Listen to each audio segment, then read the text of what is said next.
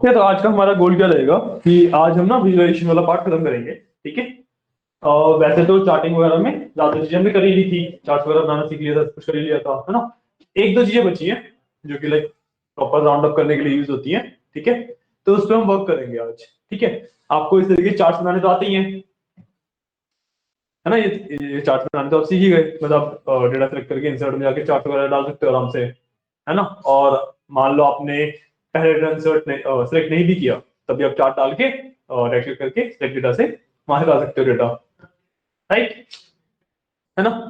उसके बाद data source change वगैरह करना, उसकी फॉर्मेटिंग करना, चार्ट की जितनी भी डिजाइनिंग एंड एवरीथिंग होती है वो सब करना, तो यहीं से कर सकते हो। चार्ट डिजाइन में जाके आगे अंदर आप स्टाइल्स वगैरह, कलर और डेटा सेलेक्ट करना, लेआउट, उसके अंदर कुछ अलग से एलिमेंट्स डालने हैं वो, ये सब, और ये सब कुछ कर सकते हो यहाँ से, है ना। या फिर आप यहाँ पे फॉर्मेट में जाके इसके टेक्स्ट कैसा दिखेगा, चार्ट का नाम क्या है, सॉरी चार्ट का नाम नहीं, टेक्स्ट कैसा दिखेगा इस चार्ट का, जो लेआउट है, फॉर्मेट है, वो किस तरीके से है, या इसमें कोई आपको शेप डालनी है, आपको आउटलाइन लगानी है, आपको फिलिंग देखनी है उसकी, है ना। तो ये सब डाल सकते हो आप, राइट। इसमें आपको ये चार्ट फोरग्राउंड में चाहिए, बैकग्राउंड में चाहिए, कहाँ पे चाहिए, इसका साइज क्या है, अलाइनमेंट क्या है, ये सब कुछ कर सकते हो। ये सब हमने सीख लिया था, है ना। तो ये तो हमारा चार्टिंग वाला पार्ट होता है। अब इसमें ना विजुअलाइजेशन की और भी एक दो चीजें होती हैं जो कि ऑलमोस्ट सिमिलर टू चार्ट है, बट थोड़ी सी अलग होती है, ठीक है। तो सबसे पहले इसमें आता है आपका स्पार्क लाइन्स, ठीक है। सबसे पहले आता है आपका इसमें स्पार्क लाइन्स। स्पार्क लाइन्स क्या होती है? स्पार्क लाइन्स आर बेसिकली आपके ट्रेंड बताने के लिए जो लाइन्स यूज की जाती हैं वही होती हैं, but instead of plotting a full chart आप उसको एक सेल के अंदर डाल रहे होते हो, समझो। उसको आप एक सेल के अंदर डाल रहे होते हो। लेट्स से कि आपको ना कंट्री वाइज आपने ये बनाया हुआ है, कि आपके पास इंफॉर्मेशन जो है, इसमें जूम करके देखता हूँ, country wise sales and profit की इंफॉर्मेशन है। आपको देखना है कि प्रॉफिट मतलब कब ऊपर जा रहा है, कब नीचे जा रहा है। तो जो स्पार्क लाइन होती है वो इस वाले डेटा के लिए वैसे बनी नहीं होती, spark line is for time based data, ठीक है। बट हम इस पे भी लगा सकते हैं, कोई इशू नहीं है, ठीक है। या फिर इसमें काम करते हैं, इसमें नया कॉलम ऐड कर लेते हैं ऑर्डर डेट का, डेट वाइज हम फिर अपने स्पार्क लाइन प्लॉट कर लेंगे, है ना। नहीं, हमें टेबल ही दूसरा बनाना पड़ेगा ना, क्योंकि ये तो प्रॉफिट वगैरह भी तो इसके हिसाब से वो है ना, डेट के हिसाब से हमें सॉर्ट करना पड़ेगा उसे। कोई बात नहीं, इसी में बनाते हैं, वो जो आप कर ही सकते हो बाद में आराम से, कोई इशू नहीं है, ठीक है। स्पार्क लाइन अब हम क्या करेंगे, इस प्रॉफिट वाले कॉलम पे एक स्पार्क लाइन ऐड करेंगे। स्पार्क लाइन क्या होती है, मैंने बताया, प्रॉफिट की वैल्यू किस तरीके से वेरी कर रही है उसको देखने के लिए हम स्पार्क लाइन यूज कर सकते हैं, ठीक है। इसको ऐड करने के लिए हम सिंपली इंसर्ट में जाएंगे। इंसर्ट में चार्ट होता है एक, तो चार्ट के जस्ट राइट हैंड साइड पे you have your spark lines. तीन तरीके की स्पार्क लाइन हमारे पास अवेलेबल होती हैं, ठीक है।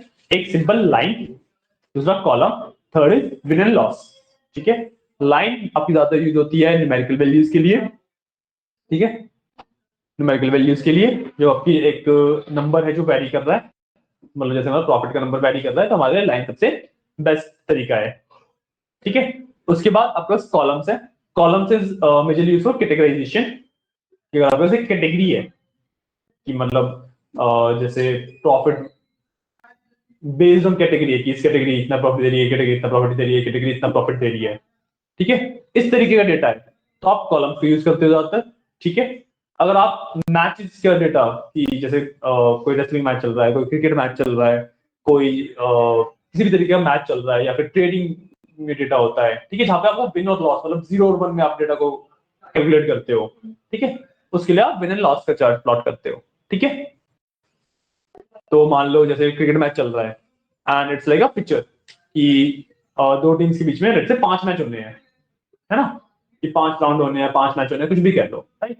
तो पहले राउंड में ये वाली टीम जीती, दूसरे में दूसरी जीती, तो बाकी तीनों में पहले वाली जीत गई। तो इसका जो स्पार्कलिंग प्लॉट होती है उसको हम विन लॉस प्लॉट करते हैं, ठीक है। तीनों को भी करके दिखाऊंगा तो ज्यादा बेटर तरीके से समझ आएगा, ठीक है। अब जो स्पार्क लाइन्स होती है ना, ये आपके एक सेल के अंदर आती है। इट्स नॉट लाइक कि आप एक अलग से एक बॉक्स आ जाएगा उसको आप कहीं भी ड्रैग कर सकते हो। एक सेल के अंदर से डाटा इंसर्ट किया जाता है ना, उसी तरीके से इंसर्ट होती है ये, ठीक है। तो मैं एक बार नॉर्मल लाइन को डाल के दिखाता हूँ, ठीक है। लाइन पे क्लिक करूंगा, इस तरीके से मेरे पास डेटा रेंज का ऑप्शन आता है और लोकेशन रेंज का ऑप्शन आता है, ठीक है। सो आई विल डू कि डेटा रेंज में तो मेरे को प्रॉफिट चाहिए, तो मैं इसके अंदर इस तरीके से सिलेक्ट कर सकता हूँ, नहीं इस तरीके से करने की जगह मैं टेबल के नाम से कर लूंगा, ठीक है। इस टेबल का नाम मेरे पास सुपर डेटा है, ठीक है, क्योंकि मैंने चेंज कर दिया था ये। सो इसका नाम मेरे पास सुपर डेटा है और इसके अंदर से मेरे को उठाना है प्रॉफिट, ठीक है। सुपर डेटा के अंदर से मैंने प्रॉफिट उठाया। अब जो ये लोकेशन रेंज है यहाँ पे बेसिक से रेंज लिखा हुआ है, बट इसमें ना मेरे को एक ही सेल देना होता है, एक ही सेल के अंदर आएगा। तो लोकेशन रेंज में आई विल गिव और लेट्स से M1, ठीक है। मैं ओके करूंगा। Location reference is not valid, अरे ठीक है, ओके। वैसे इस तरीके से लाइन आ जाती है, ठीक है। अभी ना इसे रीडेबिलिटी बहुत ज्यादा बेकार है इसकी, राइट। तो इसकी रीडेबिलिटी बढ़ाने के लिए आप दो चीजें कर सकते हो, या तो अगर आपके पास पूरी शीट के ऊपर सिर्फ लाइन ही है तो मैं यहाँ से एक्सटेंड कर लूँ कॉलम को और यहाँ से एक्सटेंड कर दूँ रो को, बट अभी और भी डेटा है तो मैं अगर रो एंड कॉलम एक्सटेंड कर दूंगा तो बाकी डेटा इफेक्ट आएगा। तो what I will do is कि मैं ना थोड़ा जितना एरिया मेरे को चाहिए उतने सेल्स को मर्ज कर देता हूँ, ठीक है। मैं इन्हें सीधा सीधा मर्ज कर देता हूँ, मैंने इनको मर्ज किया, मिलाई, पूरे में आ गई, ठीक है। क्लियर है ना। अब बात करते हैं स्पार्क लैम्प की। देखो इसके अंदर एक तो बेस वैल्यू लोगे जो मेरे को यहाँ पे दिख रही है, ये मेरे को एक बेस वैल्यू से दिख रही है इस जगह पे। बेस वैल्यू मतलब जीरो की लाइन दिख रही है कि जब भी नीचे जा रहा है तो दैट इज योर लॉस, जब भी उसके ऊपर है तो प्रॉफिट है ना। बट रिज्यूम क्यों करना है, हम इसमें चेंजेस कर भी सकते हैं, ठीक है। मैं इस सेल को क्लिक करता हूँ तो मेरे पास स्पार्क लैम्प का यहाँ पे एक ऑप्शन आ जाता है, ठीक है। तो पहले तो मैं दिखाता हूँ कि तीनों अलग अलग तरीके के लाइन्स होती कैसी है, ठीक है। ये लाइन ऐसी दिखती है जो आप ट्रेंड्स के लिए यूजुअली यूज करते हो, ठीक है। उसके बाद आपका आता है कॉलम्स, इस तरीके से दिखता है कि अब जो लाइन वाले पॉइंट्स है उसके यहाँ पे कॉलम्स प्लॉटेड है ना। और लास्ट में आता है आपका विल लॉस। विल लॉस में एग्जैक्टली सेम हो जाता है, इट्स जस्ट कैलकुलेटिंग कि प्रॉफिट हुआ या लॉस हुआ। ये इसको नंबर से फर्क नहीं पड़ता कि कितना प्रॉफिट हुआ कितना लॉस हुआ, ये सिर्फ दिखाती है आइदर प्रॉफिट और लॉस। तो जितनी पॉजिटिव वैल्यूज है उसने ऊपर दिखाती, जितनी नेगेटिव वैल्यूज है उसने नीचे दिखाती, है ना। तो मैच में तुमने ये चीज देखी होंगी कि राउंड वन इसने विन किया, राउंड टू इसने विन किया, ऐसे करके जो दिखाते हैं कई सारे गेम्स में तुमने देखा होगा ये चीज, चेस वगैरह में यूज होता है, जो रेसलिंग होती है उसके अंदर यूज होता है, बॉक्सिंग में यूज होता है ना, उसके अंदर यूज होते हैं सब, ठीक है। तो हमारे लिए ये तो बिल्कुल भी वर्थ इट नहीं है। हमारे लिए जो सबसे बेस्ट है, हम मतलब कॉलम से भी अपना काम चला सकते हैं, बट सबसे बेस्ट तो हमारे लिए लाइन ही है, ठीक है। कॉलम में आपको जीरो वाली लाइन थोड़ी सी ज्यादा बेटर तरीके से विजिबल होती है ना, क्योंकि इसमें एक ही जगह से स्टार्ट होगा सारा कुछ। लाइन जो होती है वो कॉन्टिन्यूस होती है, तो इसमें जो जीरो लाइन है वो देखना थोड़ा मुश्किल हो जाता है, ठीक है। तो आपके पास तीन अलग अलग तरीके की स्पार्क लाइन्स होती हैं, है ना। अब इसके अंदर आप डेटा को चेंज भी कर सकते हो कि मान लो आपने एक बार डेटा यूज करके प्लॉट कर लिया, उसको चेंज भी कर सकते हो। तो मैं यहाँ पे आप एडिट डेटा पे जाके यहाँ पे group edit group location and data और edit single spark lens data, data को एडिट कर सकते हो यहाँ से आप जिस तरीके से चाहो। मैं ग्रुप लोकेशन डेटा में करूँ, ये मेरा वापस आ गया, है ना। तरीके से मैं इसकी एडिट कर सकता हूँ, ठीक है। उसके बाद मेरे पास कुछ ना पॉइंट्स होते हैं जो मैं शो कर सकता हूँ, ठीक है, कि डेटा को इस तरीके से पढ़ पाना काफी मुश्किल होता है, इस तरीके से वो कुछ भी समझ नहीं आ रहा है ना। तो इसमें ना कुछ पॉइंट मार्क कर सकता हूँ जिससे मेरे को डेटा थोड़ा सा बेटर विजिबिलिटी मिल जाए, ठीक है। तो जब तुम शो में यहाँ पे तीसरा जो ऑप्शन है शो का, उसके अंदर देखोगे तो तुम्हारे ना पॉइंट्स हैं अलग अलग, ठीक है। सबसे पहला है तुम्हारा हाई पॉइंट, मतलब ये हाईएस्ट पॉइंट बता देगा, ये आ गया यहाँ पे रेड कलर डॉट आ गया, ये आपको हाईएस्ट पॉइंट बता देता है, ठीक है। आप एक लो पॉइंट है इस पे क्लिक करोगे तो आपको लोएस्ट पॉइंट भी आ गया, ये आ गया, ये पूरे डेटा का जो लोएस्ट पॉइंट है वो बता देता है, ठीक है। फिर नेगेटिव पॉइंट्स, मतलब इसको टिक करोगे जितने भी पॉइंट्स नेगेटिव वैल्यूज के हैं वो सारे मार्क हो जाएंगे, ये सारे पॉइंट्स नेगेटिव में है। मतलब मेरी इससे तुम समझ पा रहे हो कि जो मेरी लाइन होगी वो कुछ उस जगह पे होगी थोड़ी ऊपर की तरफ, है ना। उसके बाद होता है फर्स्ट पॉइंट, कि तुम्हारा पहला पॉइंट कहाँ पे है, पहला पॉइंट, ये पहला पॉइंट मार्क हो गया, ठीक है। लास्ट पॉइंट, डेटा का लास्ट पॉइंट कहाँ पे है, तो जो लास्ट होता है मार्कर्स, मार्कर्स क्या करेगा वो सारे ही पॉइंट्स को प्लॉट कर देगा, जितने भी तुम्हारे डेटा पॉइंट्स हैं वो सबको दिखा देगा, ठीक है, क्लियर है? ठीक है, इसके बाद तुम इसकी स्टाइल तो ऑब्वियसली चेंज कर ही सकते हो, जैसे ये है, स्टाइल्स हैं अलग अलग ये वाले, किसी में भी इसको चेंज कर सकते हो, जैसे भी तुम्हें दिखानी है वैल्यूज, जो भी तुम्हें पसंद है फिर इसमें से चेंज कर सकते हो। ठीक है, इसे लगता है, इसी भी लगते हैं। ठीक है, और उसके बाद आप इसका एक्चुअल कलर भी डायरेक्टली भी चेंज कर सकते हो। मेरे को ऑरेंज कलर की करनी है, मैंने ऑरेंज कर दी, मैं जिस भी कलर की करनी है उस कलर की मैं कर सकता हूँ। ठीक है, और यहाँ पे मार्कर के कलर्स हैं, मैं हर एक मार्कर का कलर अलग अलग चेंज कर सकता हूँ। ठीक है, ये लेट्स से मेरे को नेगेटिव पॉइंट दिखाने हैं रेड में, तो मैं रेड पे ध्यान दूंगा। ठीक है, उसके बाद मेरे को मार्कर्स, सारे मार्कर्स मेरे को दिखाने हैं लेट्स से ब्लैक कलर से, नॉर्मल मार्कर्स मेरे ब्लैक कलर से दिखेंगे। ठीक है, और हाईएस्ट पॉइंट में दिखाऊंगा से ग्रीन से, I want to show highest point by green. ठीक है, लोएस्ट पॉइंट में दिखाऊंगा डार्क रेड से, रेड कर दिया, देखो इनवायलेट से अलग कलर दिख रहा है ना इसका, मतलब वहां पे विजिबल है नहीं है इतनी अच्छे से, थोड़ा जूम भी कर देता हूँ इसे, देखो अब ज्यादा विजिबल होगा कि ये थोड़े से लाइट है, ये थोड़ा डार्क है ना? या फिर मैं, और मेरे पास लास्ट पॉइंट और फर्स्ट पॉइंट का भी कलर चेंज कर सकता हूँ, मतलब इट इज क्रिएटिव चॉइस कि तुम्हें जैसे अपनी स्पार्क लाइन की दिखानी है उस तरीके से तुम मार्कर्स के कलर वगैरह चेंज कर सकते हो। ठीक है, ये हो गया। इसके बाद तुम्हारे पास एक्सिस है कि तुम्हें एक्सिस शो करना है या फिर नहीं करना है। ठीक है, तो पहले तो तुम एक्सिस को दिखा सकते हो कि तुम्हें जनरल एक्सिस है या फिर एक डेट एक्सिस है। डेट एक्सिस को अलग से क्यों दिखाया गया है यहाँ पे? जनरल एक्सिस है वो तो सिंपली सिंपली वैल्यूज है कि हाँ ये वैल्यू थी, इसकी ये वैल्यू थी, ये वैल्यू थी, इसकी ये वैल्यू थी। अब मान लो तुमने डेट के अगेंस्ट तुम्हारा डेटा होता, तो तुम्हारे पास डेटा है वो डेट के अगेंस्ट होता, तो क्या होता कि तुम इसको ना यहाँ पे आके डेट एक्सिस टाइप कर सिलेक्ट करते, तो उससे ना तुम्हारी जो डेट्स हैं वो क्रोनोलॉजिकल ऑर्डर में सॉर्ट हो जाती है अपने आप, कि सबसे पुरानी जो डेट्स है वो सबसे पहले, और जो सबसे लेटेस्ट डेट है सबसे बाद, ताकि हमारा ओवर द टाइम डेटा कैसे वैरी किया है वो दिख जाए। ठीक है, ये होता है इसका मतलब। अभी हमारे पास डेट का डेटा है नहीं, तो हम नॉन जनरल वाले पे ध्यान देंगे इसे। ठीक है, उसके बाद यहाँ पे हमारे पास शो एक्सेस, कि मैं एक्सेस को शो कर सकता हूँ कि मेरी जीरो वाली लाइन आ गई।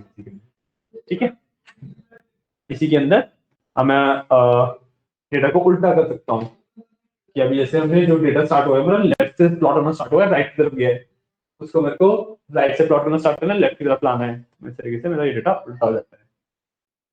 ठीक है, हो सकता है कहीं पे नीड हो, है ना? तो उसके लिए ऑप्शन दिया हुआ है, जस्ट मैं इसको वापस बंद कर दूंगा। यहाँ पे ये मेरे हॉरिजॉन्टल एक्सिस के लिए चीजें थी, मतलब एक्सिस के लिए। अब आती है चीजें जो वाई एक्सिस पे वर्क करेंगी। ठीक है, अब मेरे पास वाई एक्सिस लीजिए, वाई एक्सिस पे सबसे पहले देखोगे कि वाई एक्सिस पे ना आप, मैंने जब हम नॉर्मल चार्टिंग करते थे तभी बताया था कि वाई एक्सिस को मॉडिफाई नहीं कर सकते, याद है बताया था?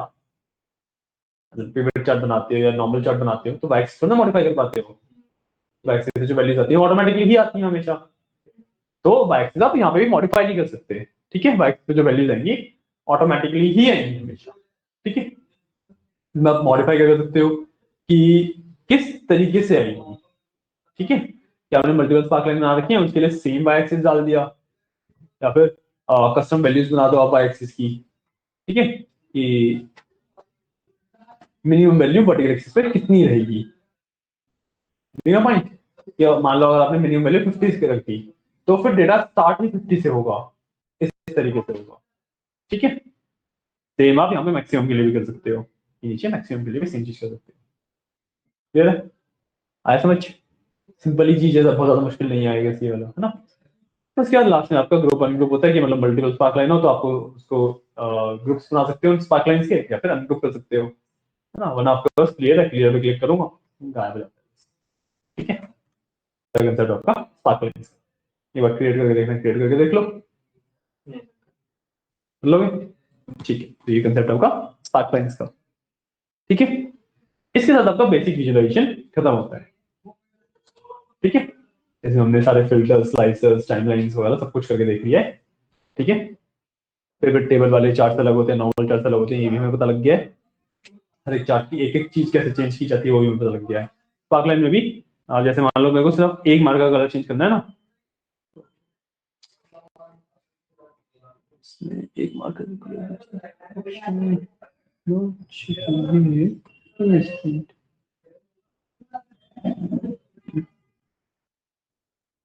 इसमें एक मार्कर का कलर चेंज करने का ऑप्शन नहीं है।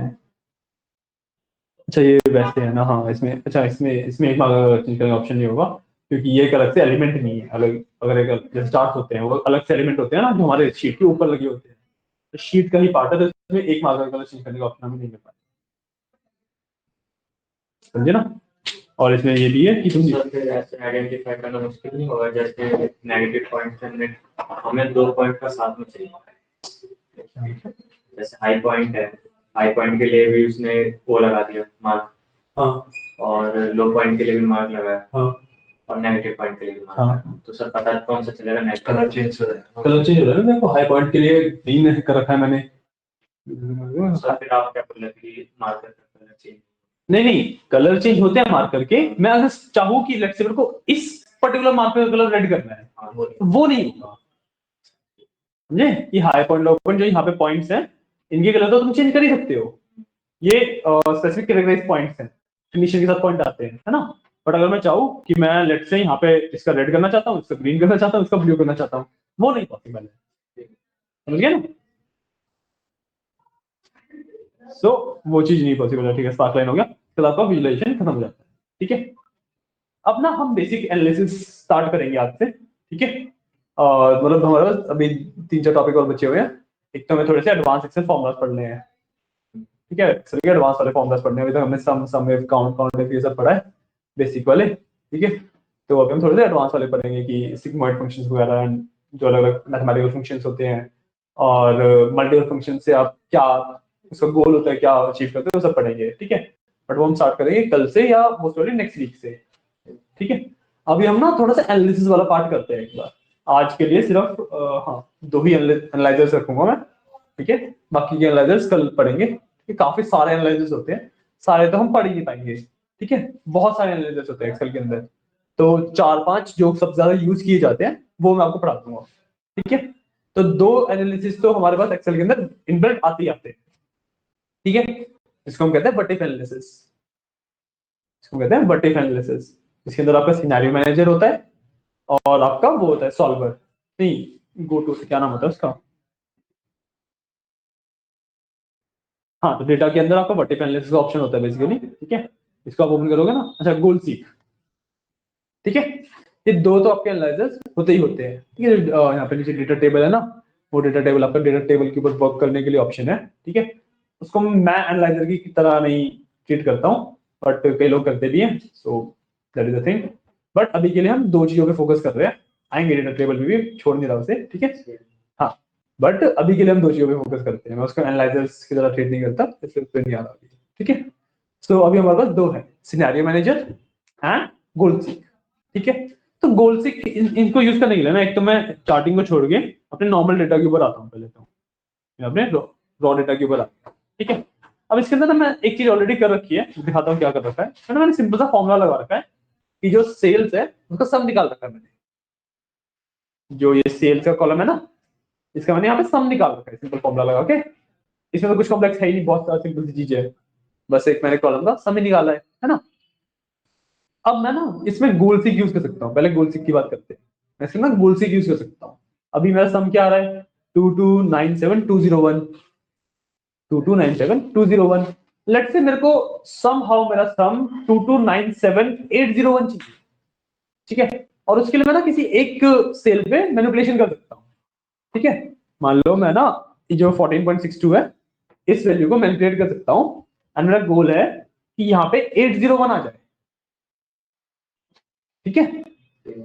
तो अपनी मर्जी से कुछ भी, मतलब जो वैल्यू होती है वो जो अपनी मर्जी से वैल्यू कोई भी चेंज कर सकते हैं। 7201 7801 अपनी मर्जी से कर सकते हैं। हाँ हाँ हाँ, वो अपनी मर्जी से कर सकते हो कि कुछ भी वैल्यू डाल सकते हो, डजंट मैटर। 0 1 डाल दो, कुछ भी डाल दो, 100 डाल दो, 5 लाख डाल दो, कुछ भी डाल दो, डजंट मैटर, ठीक है। देखेंगे अभी कैसे करेंगे, ठीक है। तो अब मैं बताऊंगा व्हाट इफ एनालिसिस। मैंने पहले अपना सिनेरियो सोच लिया कि मेरे को एक्चुअली करना क्या है, ठीक है।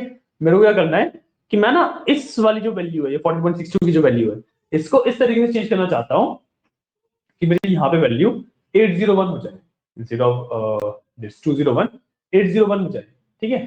तो मैं इसमें जाऊंगा, then I will go to goal seek, ठीक है। गोल सीक के अंदर अब मैं पहले करूंगा सेट सेल।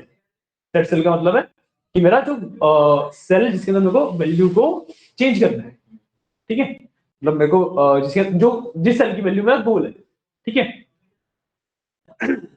तो मेरा गोल है इस सेट की वैल्यू, इस सेल की वैल्यू को चेंज करना, ये ठीक है। अब मेरा जो टारगेट वैल्यू है वो क्या है, मैं कौन सी वैल्यू को टारगेट कर रहा हूँ, so I am targeting to let's say 97805 कर दिया, कुछ भी वैल्यू डालो, डजंट मैटर, आपके ऊपर है ये पूरा, ठीक है, कुछ भी वैल्यू डाल सकते हैं यहाँ पे, बस ये मत कर देना कि जैसे इंटीजर है तो उसकी जगह पे कुछ स्ट्रिंग डाल दी, वो तो फिर नहीं हो पाएगा पॉसिबल, ठीक है, लॉजिकली कुछ भी वैल्यू डाल सकते हैं यहाँ पे। और यहाँ पे मेरे को देना है बाय चेंजिंग सेल, कि कौन सा सेल चेंज करके ये वैल्यू अचीव करनी है, तो इसके अंदर I will get this cell, इसमें रेंज पास कर सकते इसमें चेंजिंग सेल में हाँ। इसके अंदर रेंज पास की थी, हैं सिंगल सेल का होगा। हाँ देखो रेंज अगर मैं ये भी दूं, निकल तो रेंज पास नहीं होनी चाहिए, सिंगल सेल सिंगल सेल का है, मैंने कभी इसके अंदर एक्चुअली रेंज पास करने का ट्राई भी नहीं किया था ना, मेरे को पता नहीं था रेंज पास होती है नहीं होती है, ठीक है, सिंगल सेल से चीजें होता है, ठीक है, अब बस ओके करती है ना वो वैल्यू स्टार्ट हो जाती है, ठीक है, मैंने ओके किया, वो देखो फाइंड कर रहा है, फाइंड कर लिया कि 805 लाने के लिए यहाँ पे ये वैल्यू होनी चाहिए, ठीक है, ये होता है गोल सीक। अब यहाँ पे तुम्हें इसका ना इतना यूज समझ नहीं आ रहा होगा कि ये क्या बेफालतू की चीज करी है ना, कि गोल सीक के हिसाब से डेटा ही नहीं है ये, गोल सीक का मतलब यूज केस कहाँ पे होता है कि मान लो तुम ना एक प्रोडक्शन एनवायरनमेंट में हो, कि जैसे फैक्ट्री में असेंबली लाइंस होती हैं, उस एनवायरनमेंट में होते हो, ठीक है, एंड तुम्हारे पास कोई एक ऐसी मशीन है कि जो डिफरेंट डिफरेंट टेम्परेचर्स पे प्रोडक्ट को डिफरेंट डिफरेंट टाइम्स में क्रिएट करके देती है, कि मान लो मशीन बहुत ज्यादा ठंडी है तो टाइम ज्यादा लग रहा है, मशीन अगर एक लेट्स से 40 डिग्री के टेम्परेचर पे है, टाइम बेस्ट लग रहा है, मतलब सबसे कम लग रहा है, और उससे ज्यादा हो जाती है तब भी टाइम ज्यादा लग रहा है, getting my point? तो इसको तुम एक्सेल में जब यूज करोगे तो तुम इसको सेट करोगे कि इसके रेंज के लिए ये टाइम है, इस रेंज के लिए ये टाइम है, इस रेंज के लिए ये टाइम है, तो ताकि you can like find the best temperature, the best temperature इस मशीन के लिए 40 हो गया, है ना, इस मशीन के लिए तो हमें पता है 40 हो गया, बट एक मशीन नहीं है, मेरा जो लाइन है असेंबली लाइन है उसके 15 मशीन है, 15 मशीन अब अलग अलग टेम्परेचर में बेस्ट रिजल्ट देंगी, समझ रहे हो, अब 15 मशीन मेरी अलग अलग टेम्परेचर पे बेस्ट रिजल्ट देंगी, मान लो ये वाली मशीन 40 पे दे रही थी, ये वाली 60 पे बेस्ट रिजल्ट देगी, कोई और मेरी 70 पे बेस्ट रिजल्ट देगी, कोई और मेरी नेगेटिव में बेस्ट रिजल्ट देगी, है ना, तो इस तरीके से मेरे पास डेटा है, लेट्स से, ठीक है, और बाय डिफॉल्ट जो टाइम लग रहा है मेरे को लग रहा है आधा घंटा एक प्लॉट के लिए, ये सिनेरियो है, ठीक है, तो इसके अंदर ये दोनों पहले तो इसको आप यहाँ से कैंसिल कर सकते हो ताकि आपकी वैल्यू सेम आ जाए, ओके करोगे तो वैल्यू चेंज हो जाएगी, ठीक है। अब इसके अंदर जो मैंने सिनेरियो बताया, इसमें मेरे को क्या करना है कि मेरे को ना मिनिमम अमाउंट ऑफ टाइम ढूंढना है कि सबसे कम टाइम, ऐसे क्या टेम्परेचर की वैल्यूज है तो सबसे कम टाइम लगे, ठीक है, ऐसे क्या टेम्परेचर की वैल्यूज है इससे मेरे को सबसे कम टाइम लगेगा, पॉइंट, तो उसके लिए मैं एक शीट प्रिपेयर कर लूंगा, शीट तो प्रिपेयर हो जाएगी, मैं इफ्स लगा के टेम्परेचर की वैल्यूज को अलग दिखा सकता हूँ कि ये टेम्परेचर की वैल्यू का रखिए तो ये रहेगा, ये टेम्परेचर की वैल्यू का रखिए तो ये रहेगा, है ना, अब मैं शीट मैंने प्रिपेयर कर ली उसकी, लास्ट में टाइम को कैलकुलेट कर लिया, टोटल टाइम निकाल लिया, डन, ठीक है, क्लियर है, क्लियर है इतना। अब मेरे को बेस्ट वो निकालना टाइम की सबसे कम टाइम कैसे लगेगा, अब मैं यूज करूंगा अपना गोल सीक, ठीक है, मान लो आधा घंटा लग रहा था, उस सेल की वैल्यू को मैं सेट करूंगा लेट्स से 29 मिनट से, और सबसे पहली मशीन पे आऊंगा कि इसमें 29 मिनट्स लाने के लिए इस मशीन की वैल्यू क्या होनी चाहिए, डिफरेंट वैल्यूज को टेस्ट करके बता देगा ये वैल्यू होनी चाहिए, ठीक है, अब 29 से 28 कर दूंगा, दूसरी मशीन पे चेंज करना स्टार्ट करूंगा, ठीक है, तो अब क्या होगा कि पहले वाले की जो वैल्यू है वो सेम पे मे बी जो 29 दे रही थी वो 30 देने लग जाएगा, अच्छा नहीं सॉरी मैंने गलत बोला,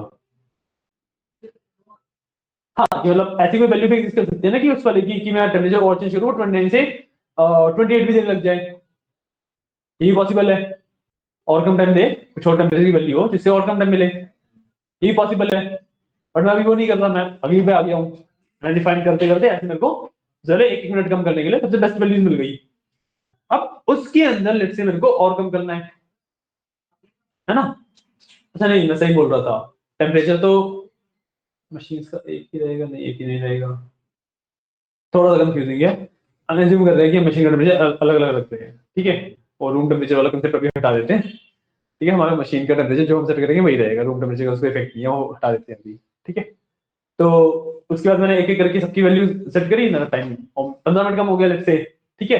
मैं दोबारा आया, मैं गोल है मेरा 14 मिनट पे करने का, ठीक है। दोबारा मैं ये चीज कर रहा हूँ, अब मैं भी 14 मिनट पे नहीं अचीव हो पा रहा है ना, कि कोई ऐसी वैल्यू का कॉम्बिनेशन मिल ही नहीं रहा मेरे को जो 14 मिनट पे अचीव कर ले।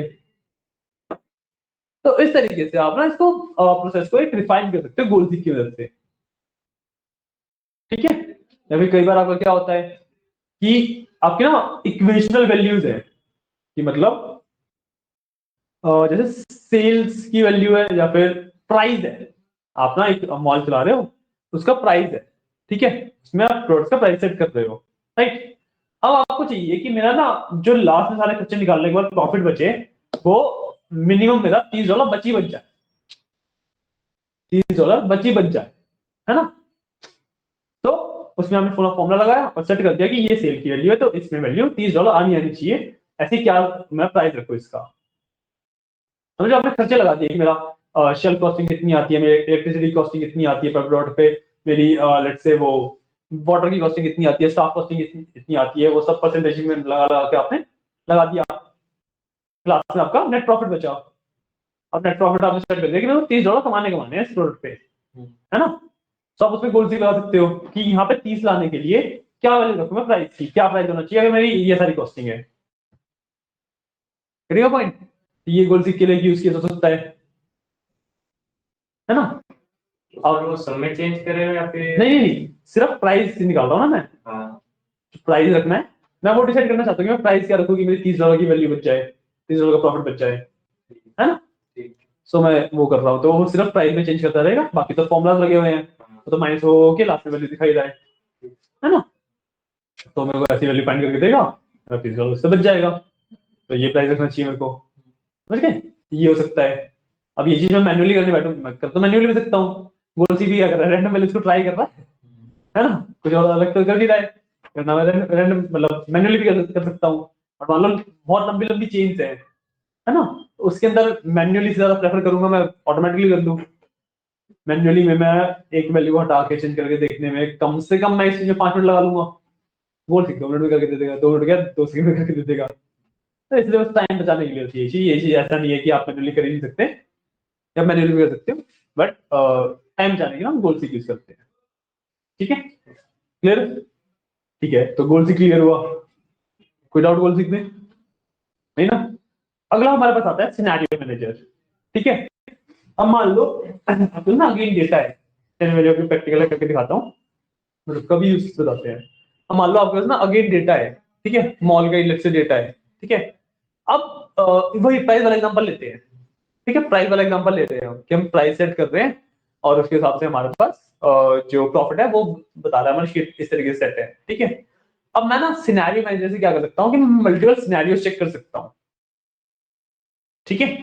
कि मान लो अब एक प्रोडक्ट तो होगा नहीं मॉल के अंदर 1000 प्रोडक्ट लेट से, ठीक है। अब मैं ना उस जो प्राइस वाला कॉलम है उसके अंदर लेट से डिस्काउंट देना चाहता हूँ, ठीक है। सो अब मैं क्या कर रहा हूँ कि मैं ना अब ऐसा तो है नहीं कि मैं जो प्राइस में डिस्काउंट दे रहा हूँ एक्जेक्टली मेरा प्रॉफिट में माइनस हो जाएगा, ऐसा थोड़ी होता है, क्योंकि बीच वाले जो खर्चे हैं वो तो सेम ही रहेंगे ना,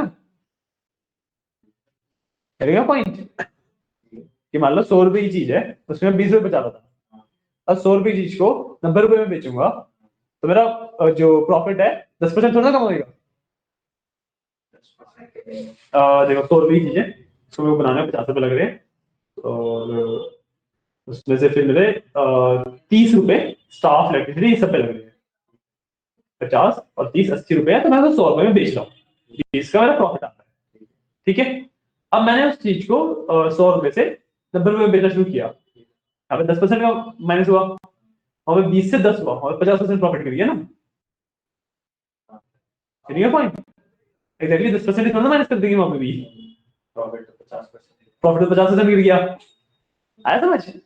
तो इस तरीके से मैं डायरेक्टली नहीं मैनेज कर सकता, सिनेरियो बनाने पड़ते हैं इसके लिए, कि मान लो मैं सब पे 10% डिस्काउंट दे रहा हूँ, तो मेरा प्रॉफिट कितना गिर रहा है, ठीक है।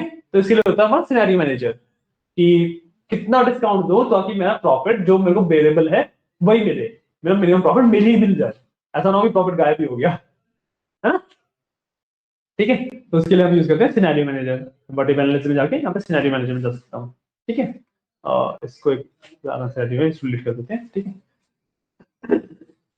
तो इसके अंदर आप ना सिनेरियो मैनेज कर सकते हो कि एक सिनेरियो क्रिएट कर सकते हो कि मैं 10% प्रॉफिट दे रहा हूँ तो क्या, सॉरी 10% डिस्काउंट दे रहा हूँ तो क्या हो रहा है, 12% डिस्काउंट दे रहा हूँ तो क्या हो रहा है। इस तरीके से अलग अलग सिनेरियो बना के देख सकते हो प्रॉफिट की वैल्यूज क्या क्या रहेंगी, और या फिर बाकी भी जो आपकी और भी चीजें हैं प्रॉफिट की, दोनों से एक मैट्रिक्स होती है, आपकी फुटफॉल है, बहुत सारी मैट्रिक्स हैं, तो उनकी वैल्यूज क्या रहेंगी वो सब मैं देख सकता हूँ। हाँ जी, थोड़ा सा मुझे डाउट आ रहा है बोलो। सर। जो वो रिलेशनशिप है ना मॉडल का, ये टेबल टू टेबल कनेक्शन का, उसमें सर प्रोडक्ट आईडी तो मैंने कनेक्ट कर दी सेल्स वाले के साथ। मतलब प्रोडक्ट वाला जो टेबल है, प्रोडक्ट आईडी दोनों में कॉमन क्रिएट करके हाँ, उसमें कर दिया। सर रीजन वाले में मुझे सेम करूंगा कि इसमें रीजन के लिए तो वन ऑन वन हो गया इसमें तो। रीजन के लिए भी रीजन आईडी आएगा, उसमें भी रीजन आईडी क्रिएट होगी और फिर कनेक्ट होगा। एक्सक्यूज मी सर, मैं अंदर आ सकता हाँ हाँ हो ना। हूं? सर जैसे कोई एक प्रोडक्ट है, हमने इसमें एक प्रोडक्ट आईडी तो क्रिएट कर दी, बट द फैक्ट इज इसमें एक प्रोडक्ट है, कोई भी प्रोडक्ट है, तो प्रोडक्ट की मल्टीपल सेल्स ही तो होंगी सर। फिर प्रोडक्ट आईडी हमने मतलब पूरी एक एंट्री के लिए एक अलग से क्रिएट की है। नहीं, प्रोडक्ट आईडी हमने एक प्रोडक्ट के लिए क्रिएट करी और जब भी उसकी सेल हो रही है वो प्रोडक्ट आईडी हम वहाँ पे यूज कर रहे हैं। मान लो कि प्रोडक्ट आईडी 1 है, तो 3 बार बिक गया तो 1 1 1 तीनों में आएगा। ये तो पावर बीआई में मैपिंग होती है, इसी चीज को मैप करते हो आप। कि सर ये इस तरीके से करना, तो फिर वो जो एंट्री है उसकी शायद हमने प्रोडक्ट आईडी बना दी ना, क्योंकि हमने प्रोडक्ट तो मैं तो प्रोडक्ट वाले टेबल पे डालने को बोला था ना। उसमें तो तो कर दिया मैंने। मैंने क्या बोला था कि प्रोडक्ट वाले टेबल पे से डुप्लीकेट रिमूव करके उसमें सीधे से 1 2 3 के हिसाब से इन्वेंटरी वो बना दो प्रोडक्ट आईडी। तो उसमें तो क्योंकि डुप्लीकेट रिमूव हो गए हैं तो सारे प्रोडक्ट यूनिक है ना, है ना। तो 1 2 3 के हिसाब से अगर तुम बनाओगे तो हर एक यूनिक प्रोडक्ट को एक ही आईडी मिलेगी। डुप्लीकेट रिमूव नहीं करे उसमें से। बोला था मैंने, क्यों नहीं करे।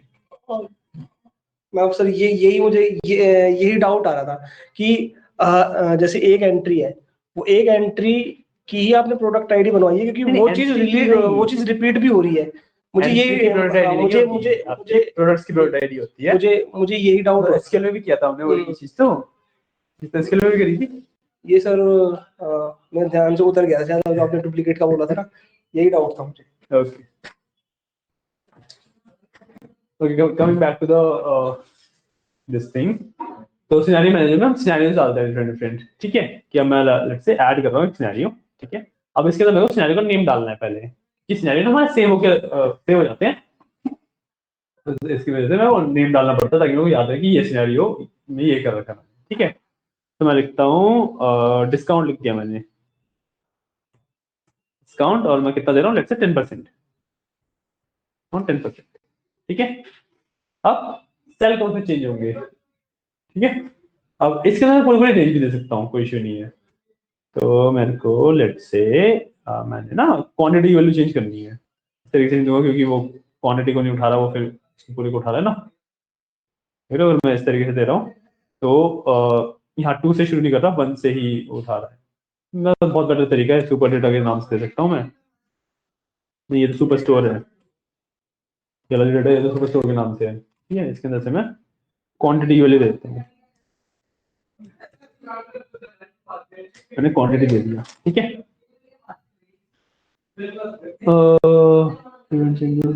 ठीक है, क्रिएटेड है, ये कमेंट्स है, कुछ भी लिखो डजंट मैटर, बाय डिफॉल्ट आपको क्रिएटेड बाय आता है यूजर नेम के साथ, ठीक है। कमेंट्स है डजंट मैटर, ठीक है। ओके किया मैंने। अरे हाँ, इसमें एक बार 32 सारी चेंज करते हैं, इसकी लिमिट है ये। हाँ, ये मैं भूल ही गया था। सो इसके अंदर एक काम करते हैं, हाँ? हाँ, यही से select कर लो। इसमें सिंपली लिख दूंगा ना S2 से S33, चल हो गया ना, मतलब 31 हो गया, सॉरी नहीं 32 हो गया, ठीक है। ओके किया, हो गया। अब इसमें तुम कर सकते हो कि हर एक की वैल्यू कैसे क्या होनी चाहिए, ठीक है। तुम बता सकते हो हर एक की वैल्यू क्या होनी चाहिए। ये बस ओके करने का बताया कि उसमें था ना, ओके किया मैंने, अब आ गया ये, ठीक है। अब इसमें थोड़ा सा तुम्हें टाइडी वर्क लग सकता है कि तुम ना इसका फॉर्मूला ला सकते डायरेक्टली। तो थोड़ा रेडी हो सकता है, इसके साथ तुम्हें सेल्स की वैल्यूज मेंशन करनी पड़ती है। हाँ ठीक है, सबके अलग अलग डालनी पड़ेगी। हाँ ये थोड़ा सा वो लग सकता है तुम्हें, ऐड से तुम्हें अगर कोई नई वैल्यू ऐड करनी है तो वो भी हो सकता है। ठीक है, डिस्काउंट 10% तो मतलब ये मेरा ऐड हो गया था, मैंने क्लिक किया ऐड हो गया यहाँ पे। ठीक है, यहाँ पे मैं सिर्फ इसे शो करूंगा क्योंकि मैंने कुछ भी चेंज नहीं किया था, तो अभी यहाँ पे चेंजेस दिखेंगे नहीं, ये शो हो चुका है। ठीक है, इसको ना एडिट करके एक शो करके दिखाते हैं, जो इसमें ना सबसे पहली वैल्यू 2 से 6 कर देता हूँ। ठीक है, ओके किया मैंने, अभी 2 ही है, मैं शो किया और 6 हो गई। तो हम डायरेक्ट कर सकते नहीं ये तुम डायरेक्टली भी कर सकते थे, बट मान लो तुमने अलग अलग सिनेरियो स्टोर करके रखने हैं, ये पॉइंट तुमने अलग अलग सिनेरियो स्टोर करके रखने हैं, तो कैसे करोगे ना, कैंसिल कर दूंगा, इसलिए यहाँ पे 6 ही रह जाती है, इसको तुम्हें वो करना होता है, मतलब तुम कंट्रोल Z भी कर सकते हो, जो भी करना चाहो, तो लेकिन मेरा सिनेरियो हो जाता है। ये इसका यूज केस ना यार तुम्हें अभी समझ नहीं हैं। आएगा। लेकिन उसको चेंज करने से फिर उसको कोई फर्क नहीं पड़ा, इसको प्रॉफिट वगैरह या फिर हमने नहीं सिनेरियो हमने बनाया ना, हमने क्लिक थोड़ा कर रखा है क्वांटिटी से, मतलब कि सेल इनटू क्वांटिटी करके प्रॉफिट वो ऐसे फॉर्मूला थोड़ा डाल रखा हमने कोई, जब प्रॉपर शीट्स बनी हुई होती है तब फर्क पड़ता है पूरी शीट्स पे। आई थिंक सिनेरियो मेरे समझ नहीं आया है ना, कोई इशू नहीं। चलो सिनेरियो मैनेजर में नेक्स्ट सिनेरियो बना, ठीक है, सिनेरियो मैनेजर में नेक्स्ट सिनेरियो बना लिया। ठीक है, अब इसके अंदर लेट्स से मैं हर एक जो सेल की वैल्यू है ना, कि 32 सेल चेंज कर सकता हूँ ऐसे, तो मैं देता हूँ कि हर एक सेल में ना 10% माइनस करके डाल दी। तो हम क्वांटिटी की यूज करेंगे। अरे मतलब वो तो एग्जांपल दिया, तुम सेल्स यूज कर लो, ये प्राइस का भी इसमें है नहीं ना, मैं एक प्राइस का कॉलम बना सकता हूँ उसमें, मतलब टेक्निकली की सेल्स क्वांटिटी से डिवाइड करके प्राइस का कॉलम बना सकता हूँ, उसके ऊपर मैं डिस्काउंट दे सकता हूँ, ऐसे कर लेना। वो तो यूज केस है कि यूज केस कैसे निकल के आता है इसका, मैं बता देता हूँ कि करता क्या है, ये बता। ठीक है, इसके अंदर मैं सबकी वैल्यूज सेट करके रख दूंगा। ठीक है, जैसे मैं शो करूंगा मेरे शीट पे वो पूरा एक फिल्टर की तरह अप्लाई हो जाएगा। ठीक है, वो एक सिनेरियो की तरह अप्लाई हो जाएगा। ठीक है, मैं कंट्रोल Z करके वापस उस पे जा सकता हूँ अपने नॉर्मल वैल्यूज पे, तो मेरा एक सिनेरियो की तरह अप्लाई हो जाएगा कि मेरे को देखना है कि 10% डिस्काउंट के बाद क्या बिल आएंगे मेरे। ठीक है, तो not only your table, your chart, your everything change हो जाते हैं उससे। ठीक है ना, तो ये होता है हमारा सिनेरियो मैनेजर बेसिकली, इसमें आप जितने मर्जी सिनेरियो बना के डाल सकते हो, बार चेक कर सकते हो। ठीक है, इसको आप मर्ज एंड समरी भी कर सकते हो। मर्ज का मतलब है कि आप दो सिनेरियोज को मर्ज कर सकते हो, तो सिनेरियो को एक ही सिनेरियो में कन्वर्ट कर सकते हो। ठीक है, एंड समरी या इसकी एक समरी निकाल सकते हो। ओके, रिजल्ट मतलब इसकी समरी रखते हैं, मेरे को इसमें इस तरीके से समरी रहती है कि मतलब जो ये सिनेरियो हमने बनाया था ये क्या क्या चेंज करेगा, कि ओरिजिनल वैल्यू ये थी, ये चेंज करके दिखा देगा इस तरीके से। पॉइंट, अब इसका जो मैंने यूज केस बताया ये ना सिर्फ समझाने के लिए था कि कैसे आप इसको 10% डिस्काउंट के साथ वगैरह के साथ यूज कर सकते हो। इसका एक्चुअल यूज केस क्या है, एक्चुअल यूज केस ना उसमें होता है कि मान लो आपने कोई कंट्रीज के ऊपर सेल्स का एनालिसिस कर रहे हो, है ना, उसमें से आपने कोई कंट्री ही रिमूव कर दी है, या देखा कि किसी कंट्री का सेल डबल हो जाए बाई चांस, आपको कोई स्ट्रेटेजी है जिससे आपको लग रहा है कि एक कंट्री की सेल डबल हो जाएगी, वो सिनेरियो आपने बिल्ड करके देख लिया, है ना, क्योंकि सेल डबल हो गई तो कैसे इफेक्ट पड़ सकते हैं, है ना, सेल डबल हो गई, लेट्स से कॉस्ट अभी तक भी सेम है, स्टाफ कॉस्ट भी सेम आ रही है, तो प्रॉफिट कितना बढ़ जाएगा हमारा। पॉइंट, या इसमें ये नहीं है कि एक लाइन ऑफ उसको सिलेक्ट करते हो, आप रैंडमली मल्टीपल इसको भी सिलेक्ट कर सकते हो। जैसे मैं इसको डिलीट करूं, इसके अंदर ना जैसे मैं जाता हूँ वर्टिकल मैसेज और सिनेरियो मैनेजर, ठीक है, मैं ऐड करूंगा ना यहाँ पे, यहाँ इस तरीके से कॉमा, इस तरीके से जितने मर्जी सेल जैसे मर्जी सिलेक्ट कर सकता हूँ। ठीक है, अब ये दो सेल सेलेक्ट कर लिया मैंने, दो की वैल्यू चेंज कर सकता हूँ इस तरीके से। ठीक है, तो इट्स नॉट अबाउट कि आप रेंज में चेंजेस कर रहे हो या कुछ चेंजेस कर रहे हो, वो तो एक्सेल बड़े अच्छे से कर ही लेता है। इट्स अबाउट कि आपको एक डेटा का समरी टाइप है उसके अंदर आपको अलग अलग कॉलम्स, अलग अलग सेल्स चेंज करने हैं, ठीक है। कि कोई स्ट्रेटेजी है उसमें आपने कुछ कुछ वैल्यूज अलग अलग कर दी हैं, है ना। या फिर जो हमने एग्जांपल लिया था फैक्ट्री वाला, एक मशीन है उसकी टेम्परेचर के ऊपर टाइम डिपेंड करता है, उसी के अंदर आपने अलग अलग टेम्परेचर वैल्यूज को सेव करके रखा हुआ है, ठीक है। कि वर्स्ट केस क्या है, बेस्ट केस क्या है, सबसे ज्यादा टाइम किसमें लग रहा है, सबसे कम टाइम किसमें लग रहा है, कौन सी का यूज कर करके आपने वो सारी वैल्यूज फाइंड करी, उसको सेव करके रख लिया।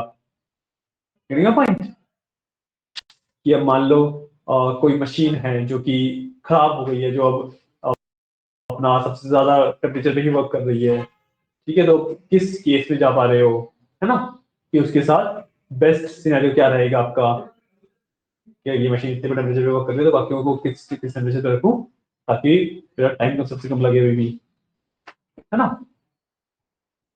पॉइंट। तो वर्स्ट केस बेस्ट केस देखने के लिए और उससे आपके परफॉर्मेंस और जो स्टार्स वगैरह देखते हो वो तो चेंज होंगे ही ऑब्वियसली। तो ये होता है आपका सिनेरियो मैनेजर, ठीक है, ठीक है। और जो चेंजेस होते हैं वो किस तरीके से चेंजेस होते हैं वो समरी से आप देख सकते हो, ठीक है। जिसमें मर्ज होता है, जो मर्ज होता है वो दो उसको मर्ज करने के लिए होता है, डिलीट इसको डिलीटिंग का सिनेरियो, ऐड से ऐड करते हैं, delete से delete करते हैं, ठीक है। और किसी भी सिनेरियो पे आप क्लिक करते हो, यहाँ पे उसका बेसिक डिस्क्रिप्शन आता है कि चेंजिंग सेल एंड, ठीक है, कमेंट्स कहते हैं उसके, क्लियर है। फिर ये होता है आपका सिनेरियो मैनेजर, ठीक है। अब इसके अलावा हम काफी सारे और भी एनालिसिस करेंगे, ठीक है। काफी सारे हम एड-इन्स भी डालेंगे, एड-इन्स क्या होते हैं वो भी बताऊंगा, ठीक है। अलग से एक्सटेंशन आप एक्सेल के अंदर डाल सकते हो, उसको भी बताऊंगा, ठीक है। तो वो कल स्टार्ट करते हैं उसको,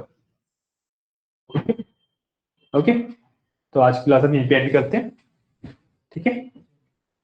चलो, थैंक यू गाइस। कितने क्लास रहेंगे? एक्सेल की यार एंड में ही आ गए हम, नेक्स्ट वीक में खत्म हो जाएगा एक्सेल।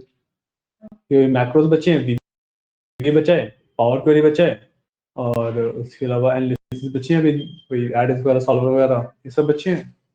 कुछ फॉर्मूलेज और हैं वो सीखेंगे, अब तक हमने इंडेक्स मैच वगैरह ये सब फॉर्मूले नहीं करे ना, इंडेक्स मैच वगैरह वो सारे बच्चे हैं, वो उसके साथ ही कराऊंगा। और क्या बचा? नहीं नहीं, अरे एक हफ्ते में हो जाएगा, मतलब कल की क्लास भी है और एक हफ्ते में हो जाएगा, क्योंकि वो है ना जो पावर क्वेरी है वो बहुत ज्यादा डीप में नहीं जाएंगे उसके ना। जो पावर क्वेरी एडिटर होता है वो ETL लेयर होती है, मतलब तभी बताऊंगा चलो, बट उसके बहुत ज्यादा डीप में नहीं जाएंगे क्योंकि वरना वो पावर क्वेरी एडिटर अलग से एक टॉपिक बन जाएगा, अलग से मॉड्यूल बन सकता है, इतना बड़ा है वो।